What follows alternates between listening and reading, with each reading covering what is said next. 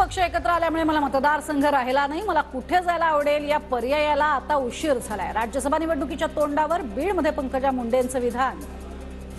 माझ्यासोबत दगाफटका झाला, राजकीय वनवास मिळाला, मात्र मला आता आधीपेक्षा 10 पट जास्त लोकांचं प्रेम मिळालं। बीडमधल्या भाजपच्या कार्यक्रमात मुंडेंचं वक्तव्य।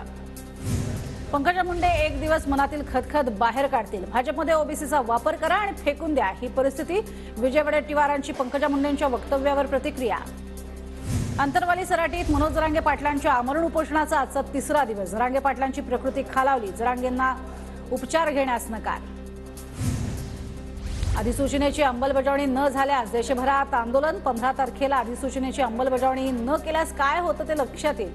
मनोज जरांगे पाटील यांचा राज्य सरकारला इशारा। 14 तारखेला बंद ठेवण्यासंदर्भात मला कल्पना नाही। बंदचा निर्णय समाजाने घेतला असेल तर शांततेत बंद करावा। महाराष्ट्र बंदच्या व्हायरल मेसेजवर जरांगेंची प्रतिक्रिया।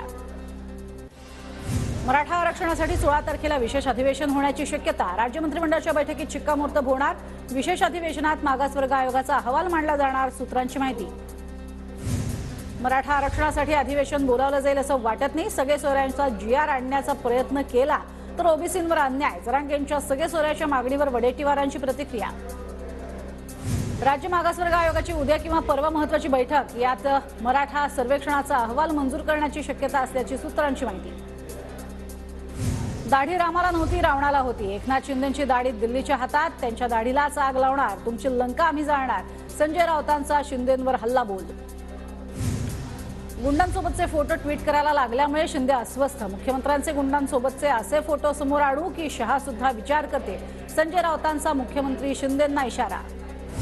देशातील सर्व धर्मियांमध्ये भीतीचं वातावरण। भाजपचं हिंदुत्व घरं जाळणारं, आमचं हिंदुत्व चूल पेटवणारं। संजय राऊतांचा भाजपवर निशाणा।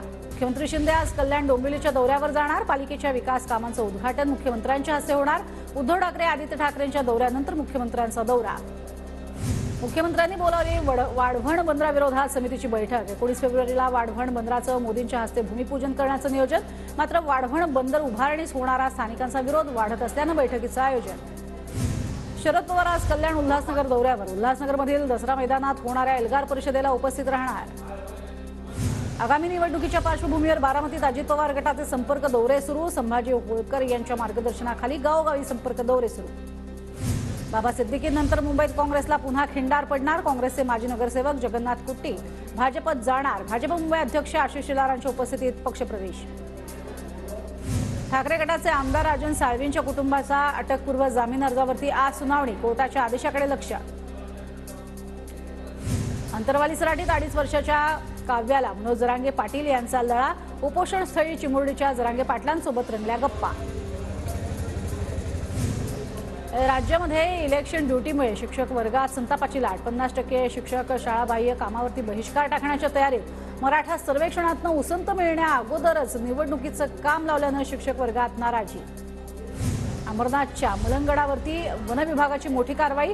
हरित पट्ट्यातील अतिक्रमणावरती पोलीस बंदोबस्तात, कारवाईचा बडगा।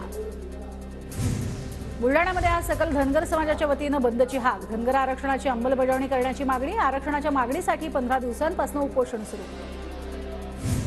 सोलापूरच्या करमाळा तालुक्यामध्ये केम पोलीस ठाण्यात शांतता कमिटीची बैठक। पोलीस निरीक्षक विनोद घुगे यांचं कायदा आणि सुव्यवस्था राखण्याबाबत मार्गदर्शन। सोलापूरच्या करमाळ्यामध्ये आमदार संजय मामा शिंदे यांची बैलगाडीतनं मिरवणूक। शेतकरी मेळाव्यादरम्यान हलगी वाजवत कार्यकर्त्यांचा जल्लोष।